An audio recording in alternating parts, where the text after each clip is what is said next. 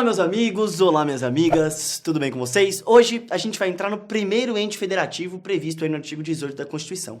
A gente vai falar sobre a União. Tudo bem? Vem comigo, viu? Essa aula não é tão simples, não preciso da atenção de vocês. Primeira coisa que é muito importante da gente destacar. A União, ela tem dupla personalidade. Ela é uma pessoa de direito público interno em âmbito interno, como o próprio nome diz, ou seja, dentro do nosso país, ela é um ente federativo autônomo que representa só ele mesmo, com patrimônio próprio, com competências próprias, com possibilidade de organização, de administração, de legislação e de governo, mas externamente a União é a representante da República Federativa do Brasil. Cuidado, gente. República Federativa do Brasil é tudo. União, estados, Distrito Federal e municípios. É que a União, ela representa todos os entes federativos em âmbito externo. Então, quando o presidente da República ele vai para a Assembleia Geral da ONU, lá em Nova York, que o Brasil sempre faz o discurso de inauguração da Assembleia Geral da ONU, ele não está representando a União. Ele está representando a República Federativa do Brasil. Ele está representando a União, todos os estados, todos os municípios e também o Distrito Federal.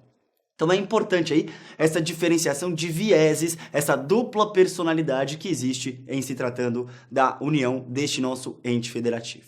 Certo? Bom, vamos lá falar um pouquinho sobre a União propriamente dita. Existem algumas competências da União, algumas funções que a Constituição atribui à União nos artigos 21 e 23, certo? A gente vai ver, no 21 são competências exclusivas da União e no 23 são competências comuns da União, dos estados, do Distrito Federal e dos municípios, de todos. Fiquem tranquilos porque a gente vai ter uma aula sobre repartição de competências constitucionais. A gente vai falar só disso nessa aula de repartição de competências constitucionais. Mas, só para vocês terem uma ideia, compete à União, materialmente, celebrar a paz ou declarar guerra a um estado. Ou seja, não é o estado de São Paulo que pode declarar guerra contra a Argentina, mas só a União que tem essa competência prevista na Constituição Federal. Além disso, a União também tem algumas competências legislativas. Compete à União legislar sobre determinados assuntos.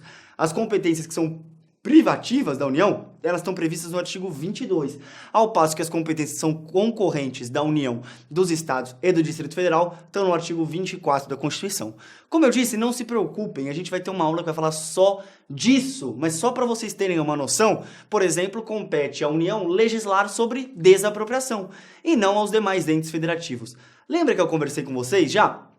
Cada um dos entes federativos tem certas competências, tem certas funções que são atribuídas pela própria Constituição Federal. Beleza? Bom, e para a gente terminar aí uma definição de União, é importante destacar que a União, ela é aí o que está no slide de vocês, a ordem central que se forma pela reunião de partes através de um pacto federativo. Ou seja, a União ela é a organização central da República Federativa do Brasil. Por quê? Porque ela congrega todos os demais entes federativos que juntos se unem para formar a nossa República Federativa, se unem diante desta ordem central que é a União. Justamente por isso que o artigo 1º da Constituição, ele não fala da União propriamente dita, mas ele fala que a República Federativa do Brasil ela é formada pela união indissolúvel de estados, Distrito Federal e municípios. Veja, a União sozinha ela não está prevista como um ente federativo no artigo 1º, mas ela nada mais é do que a união desses entes federativos que juntos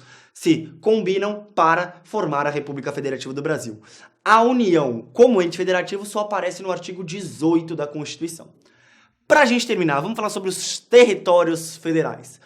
Cuidado, gente, territórios federais não existem hoje no nosso ordenamento jurídico, mas nada impede que sejam criados territórios federais. Não existe uma vedação constitucional para a criação de territórios.